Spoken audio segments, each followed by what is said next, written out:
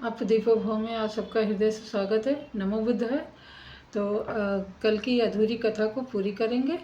तो जो मीत लाल लाए थे, कंकड़ पत्थर जो थे, उसमें पानी भी था, प्राकृतिक चीज़ें तो थी, पर उपयोगी जो बहुत कम आती हैं और हर कोई उसको उपयोग में नहीं ला सकता, ऐसी चीज़ें थी। और वही जो जीत लाल लाए थे, वो छोटे से छोटा व्यक्ति छोटी से छोटी ज़रूरतों को में भी वो काम आती हैं, ऐसी चीज़ें प्राकृतिक चीज़ें लाए थे। तो जो ये ग्रामीण बोले भगवान बुद्ध कि देखिए, मेरी जो छोटी बुद्धि है, मैं उससे भगवान आपको यही कह सकता हूँ कि जो मीत लाल हैं उनका चीज़ अच्छा नहीं है, और जो जीत लाल है उनका थोड़ा बहुत उपयोगी है। यानी कि हमारी समझ से कि जो जैसा व्यक्ति होता है, जैसा उसका स्वभाव होता है, वैसा ही वो कार्य करता है। तो गौतम बुद्ध जी बोले बिल्कुल ठीक कहा है। मतलब आपने जो समझा है उस हिसाब से आपका ठीक है, पर जब यही आप अपनी चेतना में जाके ध्यान करेंगे, अपनी चेतना को जानेंगे, तब आपको इनको देखने का नज़रिया बिल्कुल अलग हो जाएगा। अभी आप बिल्कुल एक जो साधारण मानव रहते हैं उस नज़रिए से देख रहे हैं। यहीं पर आप थोड़े विपश्ची हो जाएंगे, थोड़ा अंतर्मुखी हो जाएंगे, और थोड़ा जानने लगेंगे कि प्रकृति और जो हमारा कार्यकलाप है उसमें क्या भेद है। तो आपका शायद उत्तर कुछ और होगा।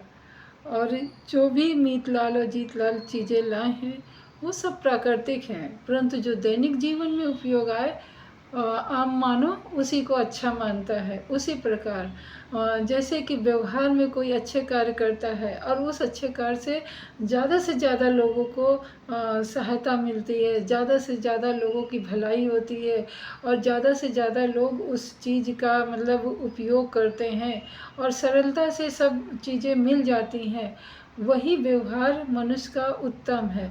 और जो व्यवहार तो अच्छा करता है, परंतु वो किसी की भलाई के लिए नहीं करता है, और वो ना तो समाज के लिए, ना ही अपने लिए, ना ही राष्ट्र के लिए, तो वो व्यक्ति अच्छा होते हुए भी नहीं होता है। जैसे कि मिट्टी उपजाऊ है, मिट्टी से ही हमारा बीज बनता है, और खेती किसानी होती है, और पेड़ पौधे बनते हैं, अनाज उगता है।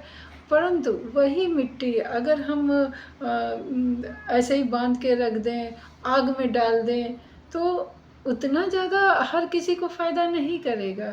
तो मानव जीवन का स्वभाव ऐसा होना चाहिए कि हर एक व्यक्ति, चाहे वो मनुष्य हो, पशु पक्षी हो, या फिर कोई भी ऐसी वस्तु हो जिसमें प्राण है, जो संवेदनाएं जानता है, हर एक वो वस्तु के प्रति अपनी संवेदनाएं अच्छी रखेगा, अपने जो मन के भाव अच्छे रखेगा, तो वही व्यक्ति समाज में उत्तम कहलाता है। तो यहाँ पे मैं नाम लूँगी जो गौतम बुद्ध के बहुत ही अच्छे अनुयायी हुए हैं, और जिन्होंने देश और राष्ट्र में मतलब बढ़ चढ़ के, और आज भी उनका इस तरीके से एक गौतम बुद्ध के ही भगवान के रूप में वो माने जाते हैं। एक तो गौतम बुद्ध जी की जिन्होंने साधना की और उनके ही पद चिन्हों पे चले, तो वो एक थे सम्राट अशोक, और दूसरे कई कई 100 वर्षों बाद एक हमारे हुए हैं डॉक्टर भीमराव अंबेडकर जी, जो कि गौतम बुद्ध की ही राह में गए हैं। भले ही वो जीवन के अंतिम पड़ाव में गए, पर गए हैं वो उनसे भी पहले अच्छा कार्य करके गए।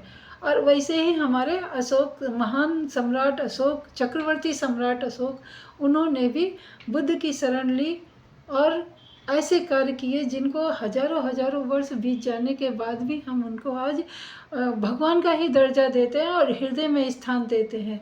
तो हम समाज में भलाई का काम करें, अच्छे आचरण दें, जिससे सबका भला हो।